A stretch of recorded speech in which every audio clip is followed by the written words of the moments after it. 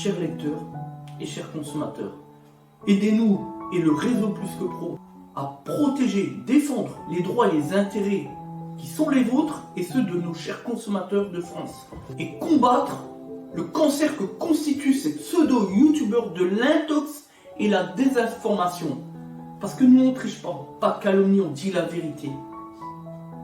Vous avez l'opportunité de vous abonner à la seule chaîne YouTube qui vaille.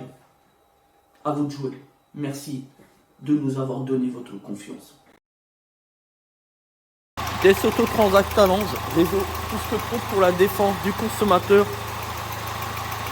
Joint d'injecteur en défaut sur un Nemo diesel.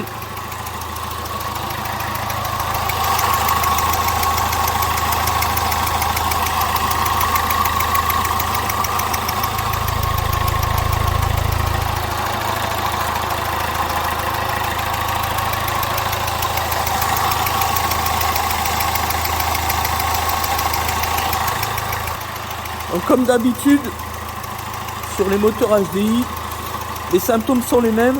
Le bruit de retour de pression que l'on entend ici. Voilà.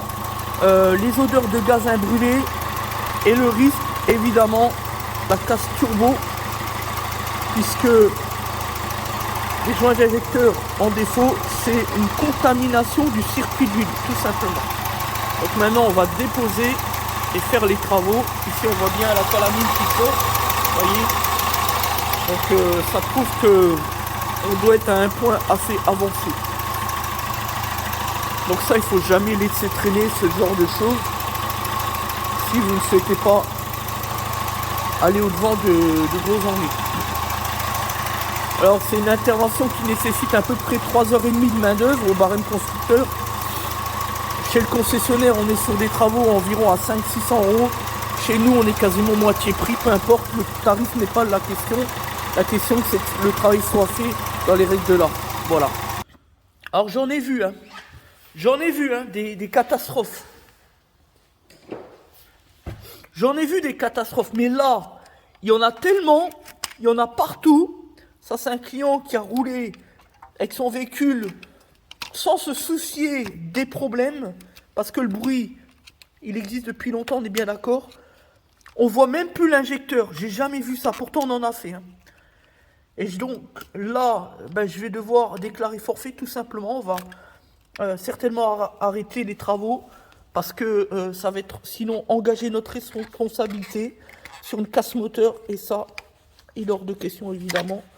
Donc on va encore dégrossir, voir ce qu'on peut choper, sinon on va s'arrêter là, parce que le but, c'est pas de faire des déclarations d'assurance à tout bout de champ, encore que là on pourrait déclarer la négligence du client. Il y en a tellement, putain, laisse tomber, j'ai jamais vu ça. Hein, c'est pas possible, c'est une mission impossible. J'arrive même pas à dégrossir pour la vis de fixation, j'arrive même pas à voir le bas de l'injecteur. Ça, c'est pas possible, c'est une fuite d'injecteur qui a traîné pendant 6 mois ou 1 an, c'est pas possible. J'ai jamais vu ça de ma vie. En fait, le bruit qu'on entend du départ, c'est pas le bruit de la fuite d'injecteur, c'est le bruit qui est limité par le colmatage de la suie elle-même, de la contamination elle-même au niveau de l'injecteur. Parce que quand j'aurai enlevé ça, si on refait une mise en route, le bruit, il sera plus qu'affolant et bien pire que ce qu'on a vu. Regardez-moi ça, j'ai jamais vu ça. Putain, il y a des kilomètres de boue de calamine. Pourtant, j'en ai vu, mais là, on va rien pouvoir faire, c'est pas possible. Regardez-moi ça. Regardez ça. J'ai jamais vu ça de ma vie. Putain. C'est pas la peine d'aller plus loin de toute façon. Même les points d'appui, on les voit même plus. On les voit même plus. Je peux même pas travailler. On les voit plus. J'y ai même plus accès. Oh là là là là. Ouais, c'est pas la peine.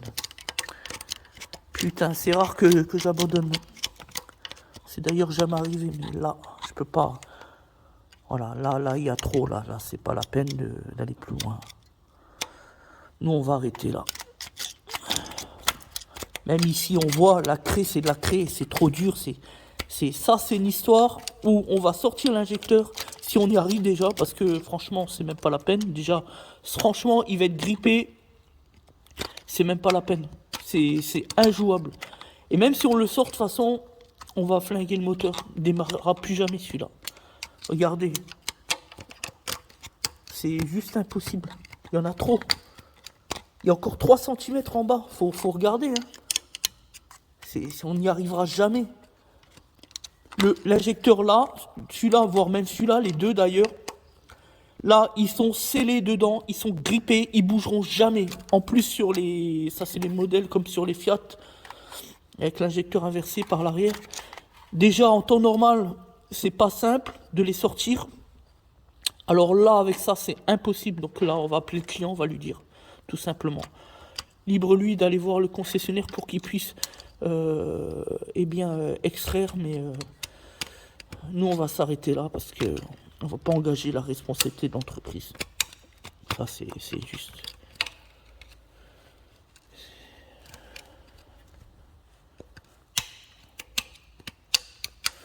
Voilà, bon bref, on va arrêter là, c'est trop là. Quand c'est trop, c'est trop.